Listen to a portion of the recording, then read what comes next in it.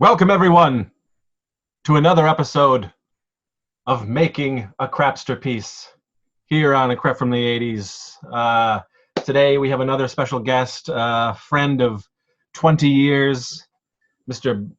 Robert Heckman, Dean Soon Heckman. to be 21. Soon to be 21. 21. Yes, that's right. Going into our 21st year of friendship. Mm. And pretty much right off the bat, Bobby was swept up in the world of Chris Seaver movies, and throughout the 20 plus years, has done several little things here and there with us. And I don't know, for me, just because I consider Bobby a family member, he's part of the group.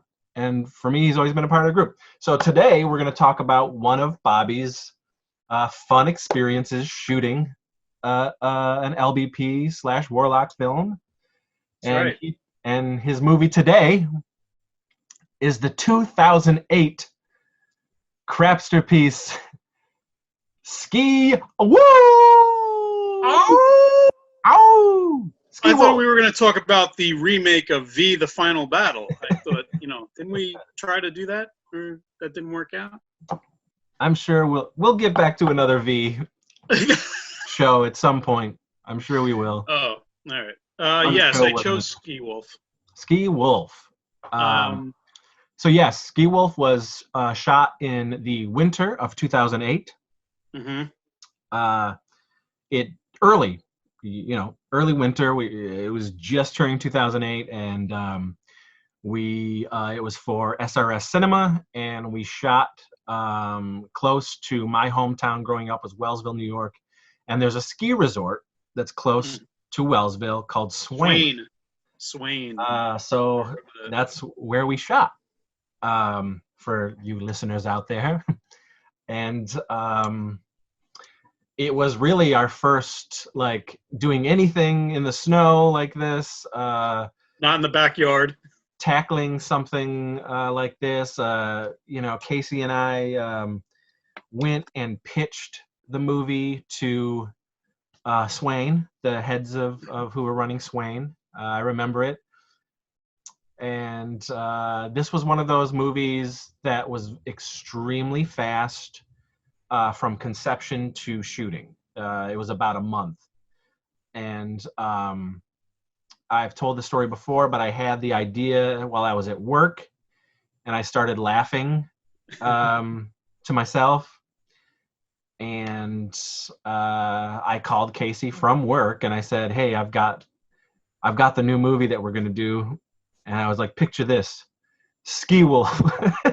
And he started laughing, and I was like, "Yeah, we'll just do Teen Wolf on skis. We'll do Ski School and Teen Wolf, and that's what it'll be." And it just started rolling from there.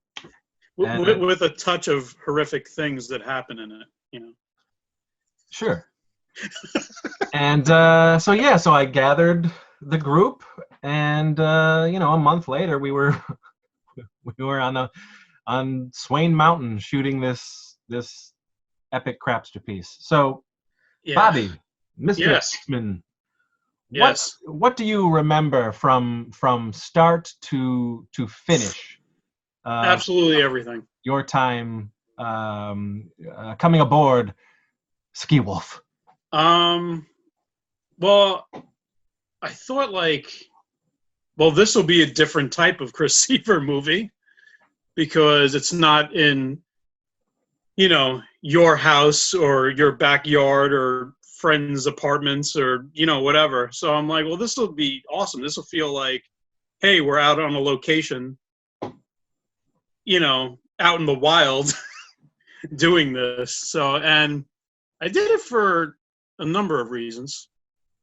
One, because I think at that point I hadn't seen you in a year or something. Huh. Or so, maybe. Probably. I remember it had been a while. Well, 2007 was when River was born, so okay. I didn't do much of anything. Okay. It was Oh my! I'm raising my kid. You know, You didn't shoot any I shot films? 2 movies at the end of 2007, back to back. Okay, I what were shot those? Teen Ape Goes to Camp and Wet Heat, Okay. and that was it. Yeah, so I didn't really see you in 2007, so I remember telling my girlfriend at the time, like, yo, I want to go, um, hang out with Chris and the gang and everything, and I want to shoot this film and everything, and I know he wants me to play a character there, and so I'm like, it just sounds like a vacation that with you guys, um, which I know we're there to work and memorize lines and do hard work and but but I was looking at it like a vacation of fun with my buddies that I hadn't seen in a while. Um, so I I read the script. I remember printing it out at my girlfriend's house and reading it right there, and I was I thought it was really funny, and I also thought it was like the most 80s movie you've done at Well, that point. I mean, it was a giant homage to Yes. two movies that I love. Yeah, I know, and you're always referencing like '80s movies constantly throughout the other movies and everything, but this actually felt um like it had the flow of that '80s comedy plot. Like it was like perfectly an '80s plot laid out. It just felt like Teen Wolf, Ski School, whatever those type of wacky comedies. Yeah, got to save the mountain, Mount Doom. uh, and there had to be a big ski off at the end, and yeah, I just remember it feeling the most 80s so far. So I was like, well, I gotta be in this because it really does sound like fun. Also, I've never been to a ski resort, so I was kind of interested in like, what goes on there. Maybe I'll try skiing.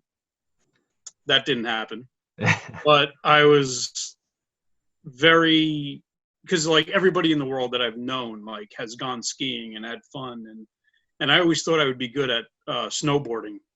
So I was like, maybe you could rent skis or a snowboard and I'll give it a whirl. And that kind of changed my mind when I saw Casey flipping down mountains. And I'm just like, Yeah, no. and he cannot ski. I'm like, next time maybe my girlfriend and I'll We go skiing also, on our own. I mean, unfortunately, we just didn't have a lot of time to do much No social stuff. extracurricular activities. Yeah. Yeah, But unfortunately. and it's funny, I've never gone skiing since. So that's the one and only time I've ever been at a ski resort. And I had fun. I had a lot of fun that trip, except one thing. I had pulled my back out at one point.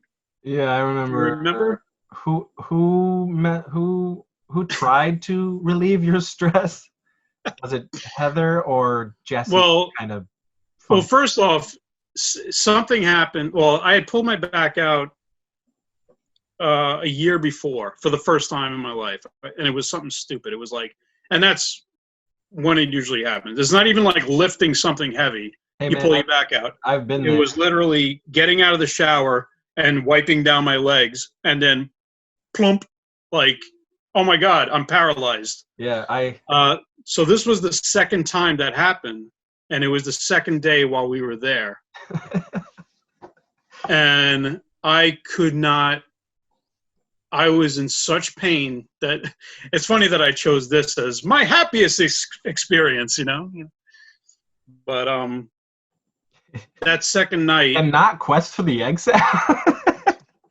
oh, Ugh. get it away, get it away. Hate that movie. I still like it. Oh, It's funny. So I'd thrown out my back. I was sharing a bed with the porn star. Alex Lakehurst. We had some celebrities on that shoot. Yeah. Let me Trent tell you. Haga. Is she still doing that thing or what? Is she still out there? Or? No, I don't know. Like the last time I talked to Alex Lakehurst, it was a few years ago, and she said that she wasn't in the biz anymore. So I don't know. Yeah, and she was going through something. But the 1-2 punch medication. Of Trent Haga and Alex, it was quite something. And it remember it turned out that they had like lived together or knew each other. Like, did they know each other through like Ron Jeremy or something? No, I remember they both. No, they talked grew. About that. They were like younger, like in like college type years, and they were like in a dorm, not a dorm, but like a house with a bunch of people together in Chicago or around there, and they knew each other. They had like spent a couple years like hanging out with the same people. I don't think I remember that at all. So interesting. It was like, wow, that's cool. You know, I might have been in pain and not heard that story. And you remember that I wrote the part for you because of the character that you played in one of your films? Oh, right. Yes. Oh, my God. I totally forgot about that. I was like, I like this guy. And you wanted me to do that guy. Yeah, I wanted you to be like that dude, you know? Yeah. Eddie from Chosen. And in Ski Wolf, it was Enor, right? Yeah. Yeah. I was still kind of a guy who didn't work and just kind of... Yeah, you were a ski bum. Yeah, I was a ski transient. Yeah. Yes. who was possibly Billy's like lover, possibly. I guess Uncle. Maybe hetero life mate. I don't know. Yeah, hetero life mate. Yeah, it was a weird relationship. Yeah, we definitely had a weird. Yeah, and he was always like, put those little banana hammocks on or something, you know. Yeah, but I can remember like. That's right. I totally forgot it. Yeah, you wanted me to be that character from one of my films. Well, mine and Rob's film. Yeah, I like that. I like that guy. And what? I like that guy. And then we brought him back in Death of Lantern, the remake. Yes, but with a different name. Yes. So Enor, yeah. But then I think I suggested, I'm like, why don't I just do like Bill Murray kind of thing? Yeah. So then we just made it that instead. And one thing I really remember is I just remember like I was kind of proud of myself that I was basically like I nailed everything in like one take, I feel. Like as opposed to like people that had like those monologues that would screw up 1,000 times that you write for them. And I'm like, thankfully I didn't have any like real monologues. I just had like, I'm good. If you give me like, 3 or 4 lines at a time and I could do it in like one take usually, but any more than that, I'm tripping, I'm like tripping. I'm thinking about things and you and your funky wordplay, sometimes you get a little tongue twisted, but I remember just like, I didn't give you any trouble of messing up any kind of lines throughout that at all. So it was very quick. So like once my lines were done, it was like, I got to like hang out and have fun while you continued shooting stuff. I mean, that's always the case, I mean, it's part of the reason why, like, for me personally, some shoots aren't the greatest and some are, because I have to do it all. Right. So that pressure and that stress is still on me, while some of you guys can just like, hey, his stuff is wrapped for today and he can just have fun, Yeah. I mean, I remember... That's one of the reasons why we do Gash Bash, is because it's an opportunity for us to not make a movie and just hang out and we like can all really just hang out together, and actually have conversations not related to the script or the story or whatever. Yeah, I loved that. once we set it up and everything, and I met up with you guys. I met up at your apartment that you lived in. Okay, yeah. Yeah, you On guys lived Browncroft. in that. He was on What? Browncroft. He was on Browncroft. Yeah, yes, And Browncroft's a war zone. that's right. And then Alex showed up. She was the first person to show up, and it didn't seem like she had some medical issue going on. That was like She was like, I don't know. It was weird. Cavalcade of chaos, man. Like trying to. Man, we did. She was like falling asleep while drinking like Coke and stuff. She was like, definitely on something that was. Oh yeah, not agreeing with her, and she would like putting on lipstick and just be like, yeah, who knows? Yeah, that was odd. And then she was like showing me like a porn video she was in or something, and I was just like, all right. Josh, so Josh came with his father. Yes, that was the first time I met Josh. Okay. That was the very first time I met Josh. Oh wow, really? Yep. Huh. And he was like 16 or 17 or something. Well, Josh had been with us at that point since 2005, so that's surprising. That was the first time I met him, and I remember I think it was you that was surprised that we had not met at that point. I'm sure. There was like a diner at the bottom of the hill in Swain or something. Because I always think that, we all everybody's met each other. Why should? And I only met what's his name, McCall, just a couple of years ago for the first time. Oh, see, that is so weird to me. I know, because he's been around for like 20 years. But you guys, it's I just never know who's with who. We have such a big group. Right. I just consider everybody. Hey, we're family. Everybody knows everybody. Yeah, I remember there was like a diner. Well, first off, let's back up. Getting to Swain, the rest of the group arriving or following us there. Yeah, Billy was with us, right? Billy, I remember I picked up Billy. Oh, really? I picked up Billy at the airport and drove him there. And that was the first time me and him met, too. This is crazy. And we had a great conversation, like on the way there. Okay, so you were with... Wait. That's weird. Because Billy left with me. Billy and Trent left with me. Maybe I drove Billy back afterwards. No, like after the movie, they came home with me. No, but but picking up Billy at the airport or wherever, I remember he was in my car. It was me and him driving up to Swain. Man, I don't know. Weird. Yeah, I don't know. I remember that. I don't know. And I remember it was like the first time I met him. Because the night we got back into Rochester, me, Trent, and Billy went to see Rambo 4.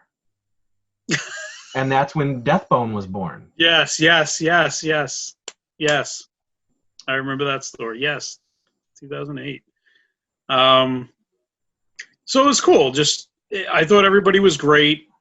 I really enjoyed everybody there. Trent cracked me up with some of his stories.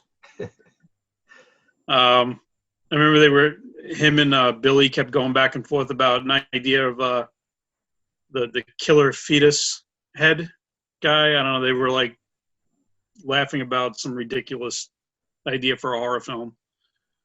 And I remember like us getting to Swain, and then us having access to the conference room where we did the what do you call it? We did a read-through. The read-through. We did a read-through. Yes. And you have it on video because I heard you talk about it. I do have it. It is actually loaded. Nice. And I am going to be putting the entire thing on the channel at some point. But it's Yeah, I still have it. It's that's we never did like a throughout the years we've never done like full on No. sit downs like that, where it was a designated place where we ate, we got to hash out what was going on and really read Hmm. through the characters. We would always have read throughs like the night before shooting. That's how it Right. was with us. We would like get together, and some of us weren't even there. Right. It would just be like, well, whoever's here now, let's read through the script and the night before shooting. Yeah. Um, and we did it the night before shooting, but this was nice because it was, um, it was a nice warm lodge. It was a designated area. We had wings and Yeah. soda and Seemed all like this a shit. conference room. Yeah. And it was when I gave the shirts to everybody. I Which remember I'm so upset I can't find mine. we had Ski Wolf shirts and pins and stickers. And I remember giving them out to everybody. And yeah, we taped the whole thing. It was really cool. It was very cool, and I'm Yeah. happy. I'm happy to have it, and it's going to go up on the channel. Yeah. I really have a fond memory of that because that was like really. I mean, the whole cast was there, and I was meeting most of them for the first time, and it was just felt like this feels like a real, genuine movie set. Like just really running through the lines and in this bizarre location, compared to your other films. Yeah. But it was cool. It was like, all right, I'm ready to go. Let's do this the next day. And I remember I brought a bunch of my own wardrobe with me. I had that Sting sweatshirt from the '80s, which was the last time I wore it. A lot of the clothes that I usually bring to all your films, because I know you love '80s, so I'm usually wearing something '80s. Yeah. It's usually the last time I'm wearing old shirts that I'm about to toss. Yeah, I mean your stuff from Stonky Beach is still here. Well, that I keep there just so I don't forget it because I always hope to be part of Stonky Beach, the Stonky Beach saga Yeah, we will. again. So There will be my more. jacket is staying there until it's time to reclaim. The jacket, the headband, it's still Oh, the here. Duran Duran headband, or Um, police headband. your Go-Go's wallet is here. Yes, Yeah. Velcro wallet. Still tucked away. But I remember I had a Sting sweatshirt. I had those gloves with the fingers cut out because I was, typical homeless man gear. Yeah, I think I was wearing the police or Duran Duran headband throughout the whole film. I had a class of 1984 shirt that I made myself around 1991. There was like this shop near me that you could like print screen. Like I had a postcard of class of 1984, and I blew that up to like a T-shirt, and But that was the last time I think I wore that shirt, and then I like tossed it after the shoot. Corey Hart shirt too. If people don't know, when we shoot these movies, a Chris Seaver film, it's usually 2 to 3 days. So the time is so squeezed. And honestly, that adds to a lot of the stress and the chaos because we're trying to do so much in such a little time. And that's being rectified now. Like, I'm never going to shoot like that ever again. No, please don't. Anything because your stress makes us stress. Absolutely. Yeah. And those days are over. Right. Which is great. Yeah. Was there anything on that film where there was scenes cut out or anything? Or it seems like everything was rectified. Like I know you couldn't shoot in one area that you wanted to, so we made that the bar area or something. Or at this point, I don't know. It's been whatever 13, 12 years, whatever. Yeah. And I don't remember.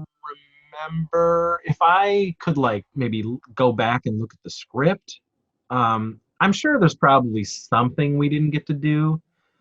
But I feel for the most part we packed a lot in to such a small, small area of time. Um, I just remember it being a very, for me, it was a very stressful and chaotic shoot. Well, did you know beforehand, like when you went up there with Casey and got the permission to shoot it, did you look around and figure out, oh, we're going to shoot this here and shoot that there? Or you just kind of like figured it out like the day of? I can't remember. Maybe we did, but the problem is that they said you have free reign. That's amazing. Free reign in Swain. Okay. So it was like, wow, okay, well, we could shoot. The only thing that they said was like this certain area of the slopes you can't do anything on. Okay. But we didn't need to because we had so much room, and we were able to do it in certain spots, and it was still like, okay, we're on a fucking mountain. Like we're here, we're doing this. Right. So there wasn't really a restriction. And Right. honestly, they probably would have given us even more days if we would have come with them with more days, Okay. But I felt like at the time, and again, I wouldn't even have known, but I felt like at the time, I don't want to push it because the idea of us going to ask for this anyway felt crazy. Right. I was honestly shocked. It's not like it's Wellville, I was honestly shocked at how open they were because they were a running mountain, Right. Swain is still there. They are a ski resort. Mm-hmm. Not the biggest ski resort. I've been to bigger, but they're a working business, So I think they got it. And what was good about it was I remember like one of the dudes who was the co-owner was a younger dude, maybe a few years older than me. Right. And so he understood what we were doing. He got the comedy. He loved Teen Wolf. You know what I mean? So he understood what we were doing, and I think that helped a lot. Yeah, it was just neat. And then when we were there, we certainly didn't give them any issues. There was never any like problems. I remember they let us. Remember they like were snowmobiling us. Like if we needed to get higher on the mountain, they would like, hey, we'll take you up there, and we just got on the back of a snowmobile. Yeah, I wasn't part of that. Did that. I think it's when you were shooting that nighttime stuff where you were like racing, where Ski Wolf is racing somebody. Yeah, and I remember they let us go up on the ski lifts. It was fun being on the ski lifts to get higher on the mountain. Yes. I remember Alex being terrified. Right. I think Alex Lakehurst was pretty scared of it. Of the ski lift? I think so. Yes. Somebody was. I remember there being like some sort of like anxiety from, and I think she's the one that face planted. She's the one that like came off of the ski lift and and then just yes. Yes, I think you're right. I think we have that. I think that might be in the behind the scenes. Oh my God! Do you have all that footage still? The behind the scenes is on the disc.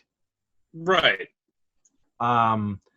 And I'm not sure what I have as far as raw footage. I just know that we had that tape of the rehearsal. It says right on it, read through. Howling good special features include. But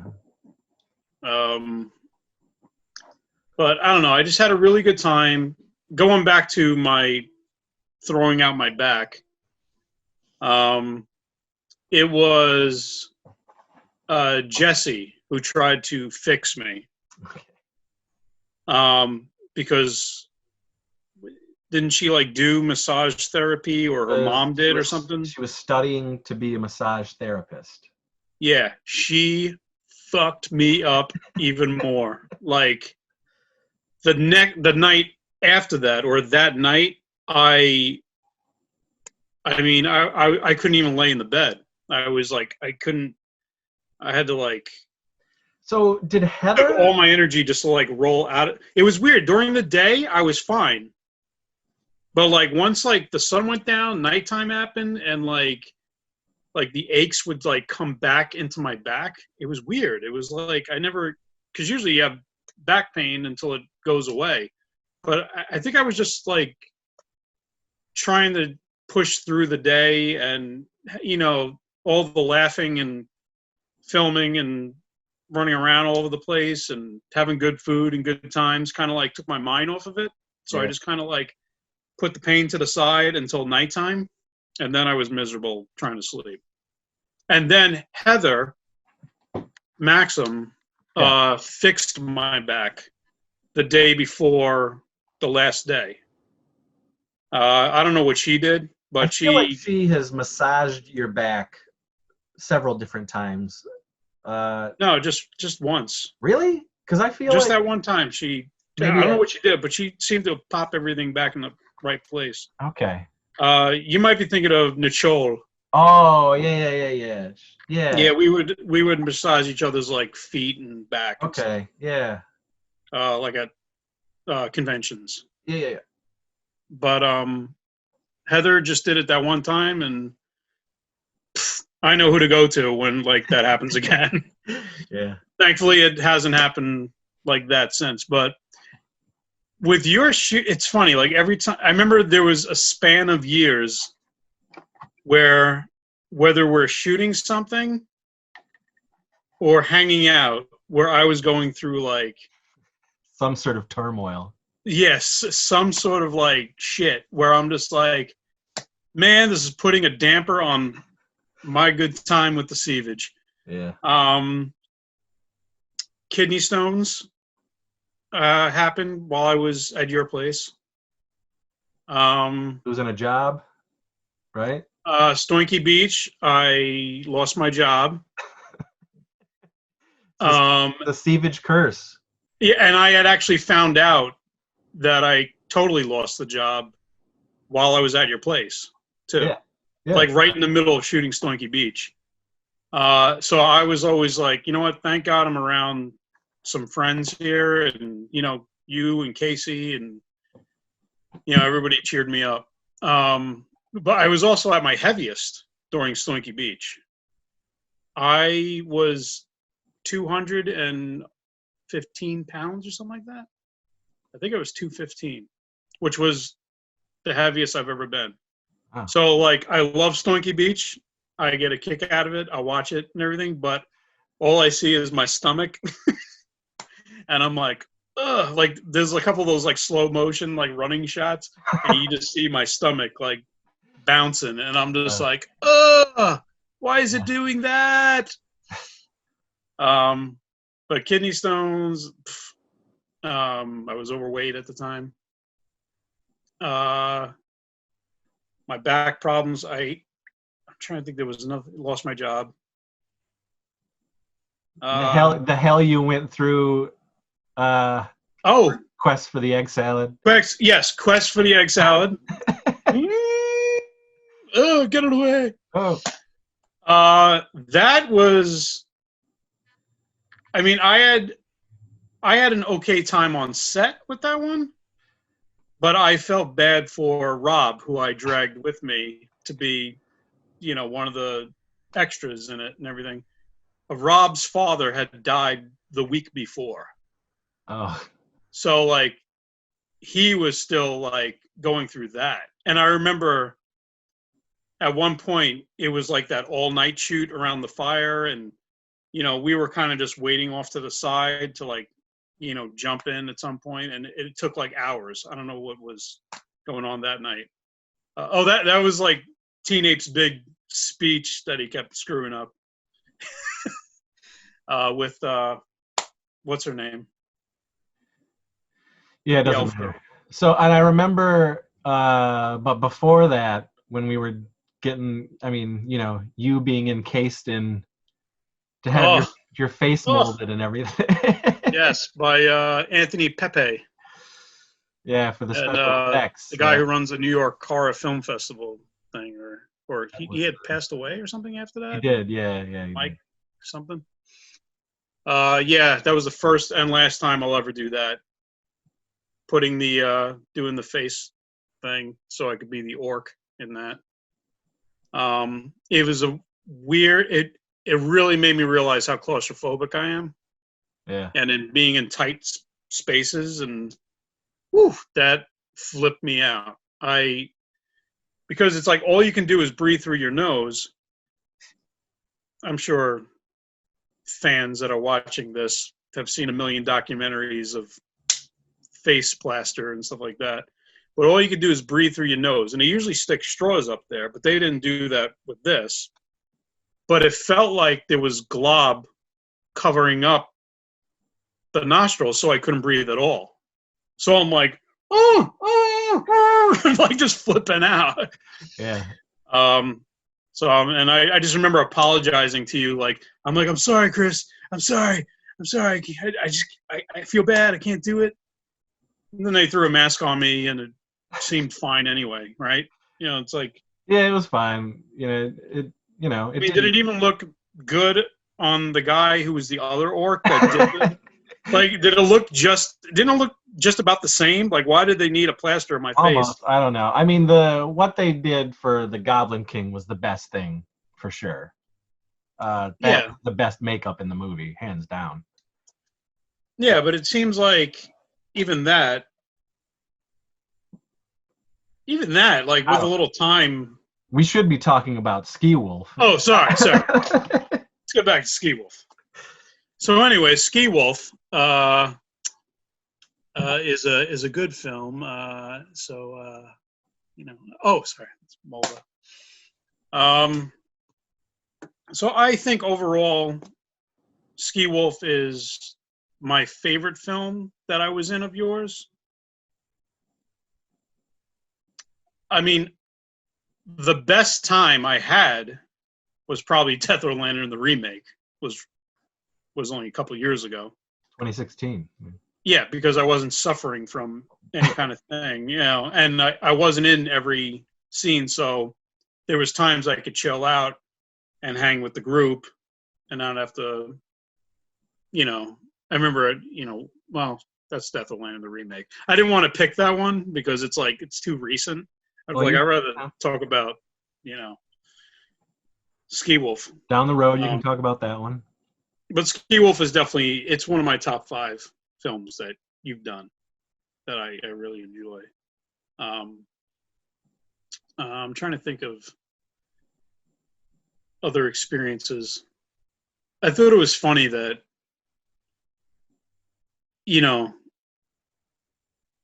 that you had Casey or Scott get bitten by a wolf that we never see or hear from again. Just that night was, he actually gets bitten by a wolf and turns into the wolf, as opposed to like the Teen Wolf thing where it's in his family. It's, sometimes it skips a generation or whatever, so you made it like a little bit more monstrous than, especially when he's chowing down on a dead fetus. Yeah. Like the beer can. There's some fun little gags in there. Yeah, there's good ones in there. Fun little gags. I haven't seen Ski Wolf in a long time. Oh, it's funny. I think I will say that I remember when it was done, I hated it. When it was all done, like put together? When my first edit, I really hated the movie. I was like, you always go through that. It's you're probably sick of hearing the dialogue. Some I stick with. But I ended up not sticking with that for Ski Wolf because I saw it with an audience. Actually, the very first commentary track that me and Casey did for Ski Wolf, we were just destroying it. It was the worst. And I remember SRS being like, we're not putting that on there. Because you guys are like just bashing We were it? just tearing it apart. But were they happy, SRS? Maybe. I don't know. I don't know if anybody is ever happy with what we do. You know what I mean? I just don't know. I just don't know. There was a lot that I just didn't like about Ski Wolf when I first saw it. And I mean, there's still some stuff I don't like about it. I think with all the movies looking back, I wish, and I've said this on the other Crapsterpiece episodes, but I am now at that point where I wasn't before, but I am now at the point where I wish I did care more about the way that they looked. Yeah. I'm always so, my forte is writing and character. So that's what I care more about than anything else, is getting the characters right, getting the dialogue right out of your people's mouths, the stupidity of it all, the absurdity. And it's the other stuff that I'm just like, ah. So, Okay. We have great performances, great comedy, great set pieces and things like that are just ruined in so many movies because of the way they look. And I wish Ski Wolf looked better than it did. Yeah, I mean, especially for those locations, because those those locations seem like so right for the scenes that you did. Like, that was the last year that I just said, okay, I just can't shoot my stuff anymore.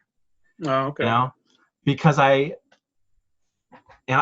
think, it was me and Billy for a couple things after that, but then starting with Terror at Bloodfart Lake later that year, I was like, I'm done. I'm not shooting it. It's just added stress. Yeah. That I don't need. Right.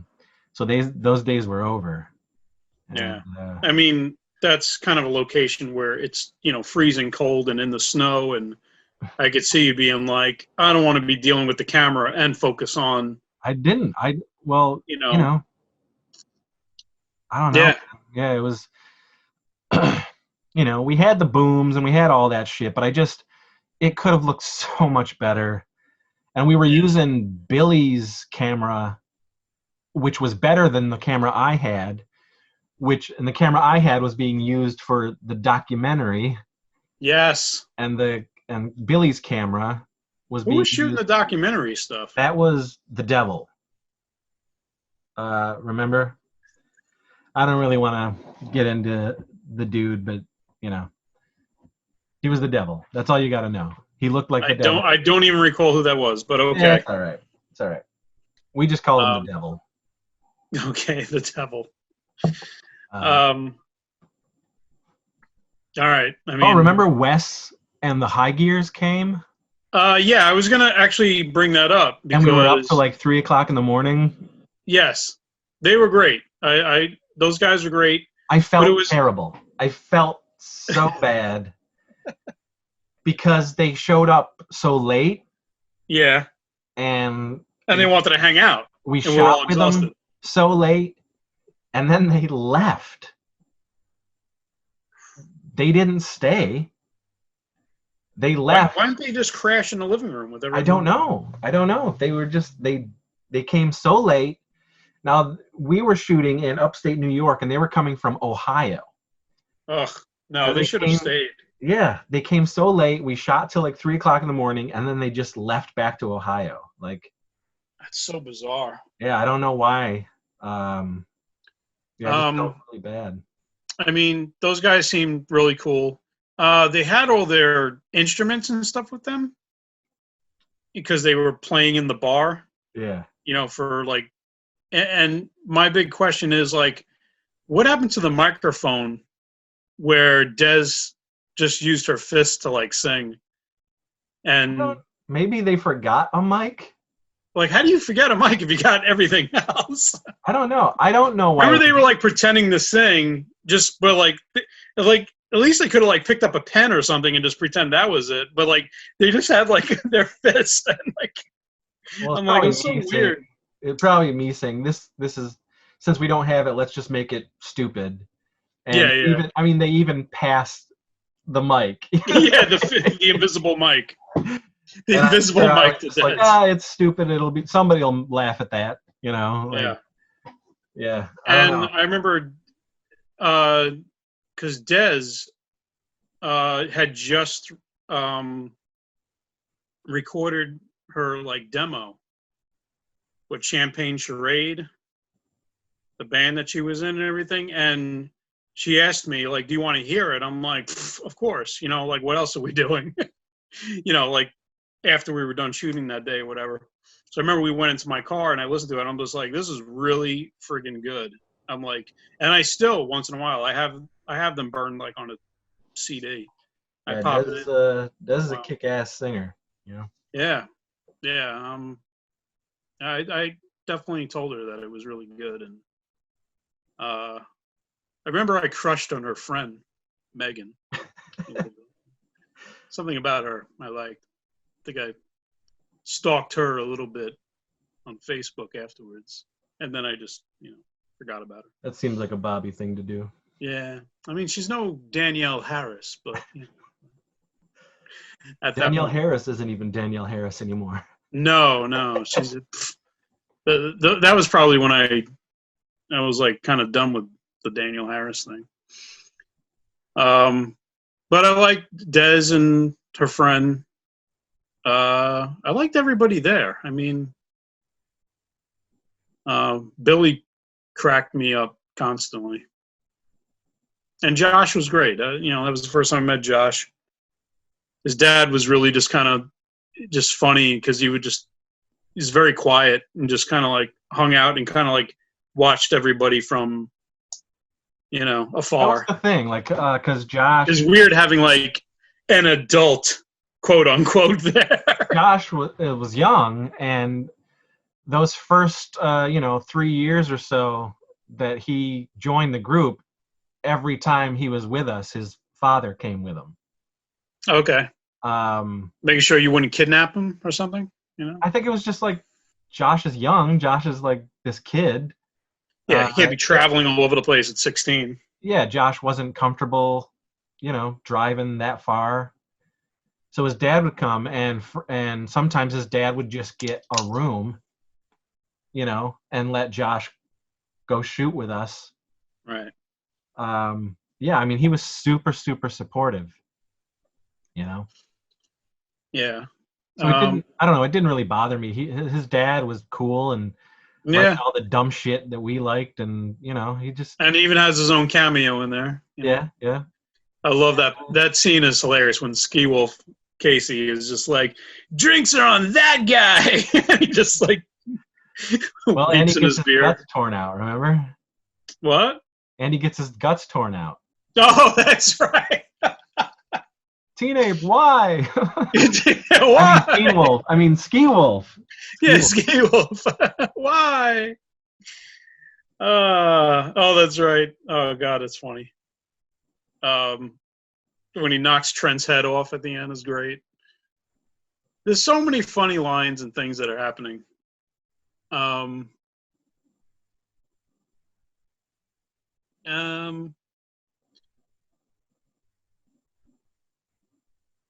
What else? Yeah, I don't know. You got to wrap it up soon, brother. Yeah. She's cooking some chicken right now, so. And I'm making some wings. Well, there we go. We're all about the chickens today. But I couldn't think of a better day to actually do the Ski Wolf conversation than today, where there's a snowstorm going on outside. Yeah, we got hit. On Long Island. No, we got hit. Yeah, you got hit too? Yeah, so. It started yesterday. Yeah, I'm not a fan of the snow in any way. So I like snow. I would prefer snow only in December. I want snow from December 1st to, let's say, 30th. Or 31st, and then go away. Yeah. I love Christmas. I want snow. I want to see it. There is a possibility. Lori was just checking the weather earlier and said that it may snow Christmas Day. Well, yeah. Which I have never seen I've in been my checking lifetime. the weather. I check every week, and for a couple weeks now, it has said that Christmas Eve and Christmas we're gonna get some snow. So I'm like, I'll be so excited if Christmas morning is like, it's snowing on Christmas morning. It'll be one of my favorite Christmases ever, because that does not happen. New York can be weird, Yeah, I mean, last year there was 0. We've had a lot of days it brown snowed here. Christmases. Right. Yeah, I don't like that. Is there a Christmas Wolf after Surf Wolf, maybe, in the possible future, to round out a trilogy? No, because it would put it back in the snow, and I've said right after Ski Wolf, I said I will never shoot a movie in the snow again. It was rough. It was freezing. I remember not feeling my hands a couple times, but yeah, man, it was cold. It was crazy. It was crazy what we did. Crazy. I'm trying to think of any other quick memories or memories. Well, there were memories in my bed at night during Ski Wolf. Definitely. Yeah, I remember. I don't know. I remember having a good time. When my back wasn't hurting, I was having a really great time with everybody there. And I was thinking, I'm like, how often is it going to happen like this, where there's like 14 of us in the same house in a completely, that it's, it's not in Rochester. It's not, Yeah. it was just a special it time. Happened a lot after that. Yeah.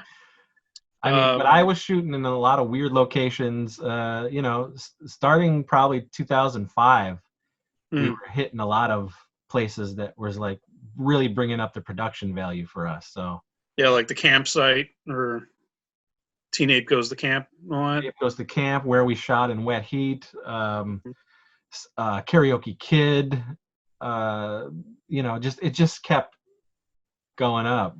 Right. It's awesome. It's awesome. I just wish they looked better. Yeah. But that's one of my favorite experiences. And it was really, that year, 2008, was actually it was like the end of a chapter in my life and beginning of a new one. So like it hit like right there at like an interesting time. I was like breaking up with a girl that I'd been with for 5 years. I was also, I was actually coming to the end of making my own films at that time with Rob, because we were like, it was like in that time, like, I'm going to go, I need to be around somebody who's making a movie because I need to stay inspired. And that's what, making movies with you always keeps me inspired to keep, wanting to make my own. So yeah, 2008 was we did Ski Wolf and the Blue Cheese Brothers and Deathbone and Tear Up Blood Fart Lake and I Spit Chew on Your Grave, all in 2008. Is that the most? That's the most, right? No. What was the most? 2000. You got to remember, there were years where we were shooting like 6 movies at a time. I'm so glad that's not happening anymore. No, now it's once every 3 years. Yeah. But yeah, it was a good time. So. All right, friends. Well, bye. So that was Bobby Heckman talking about his experience shooting Ski Wolf. Ski Wolf is out there. You can find it online at a lot of places, Amazon, different places. It's from SRS Cinema. I'm not sure if it's streaming anywhere. Who knows? There's so many of my movies that are streaming on several different streaming sites. Who knows? I never know. So, but if you want to check out Ski Wolf, give it a shot. I think you can find trailers on YouTube. Is it not on Amazon Prime anymore? Or? I have no idea. I don't know. I'm gonna look it up. But I do know that I will have the read-through of Ski Wolf up on the channel sometime early 2021. And yeah, thanks for really chatting look with forward to me, seeing it. Mr. Heckman. The what? I said thanks for chatting with me. Hey, you know what? It's a blast. And you know what? Right before I let you go, we're going to be making our own Crapsterpiece next year, hopefully, in summertime. Oh, yeah. Yes, don't forget. Victim Friday No the 13th More. fan film. His Friday the 13th fan film. I don't think it'll look like Ski Wolf, like that quality. No, what could? What could possibly? It may be more like Quest for the Egg Salad. No, I'm just. But now I get to direct you. So I know. And with any luck, I'll be doing Radikill in the fall of next year. Well, here we go. And I hope you have a part for me. Possibly. Bobby, you have a part in my dreams. Oh, your wildest dreams? My wildest dreams. Well, that's much better than a nightmare or something. That's good. That's right. All right, brother. All right, Holmes. Then thanks for showing up. Thank you guys for watching and subscribing. And please tell your friends if you're into indie cinema and the 80s and all that stuff to check out A Crap from the 80s. We're here. We're happy that you're here. And thanks for spreading the word. Okay. Yeah, that's right. He's representing. All right, guys. Thank you. And we will see you again for making a Crapsterpiece.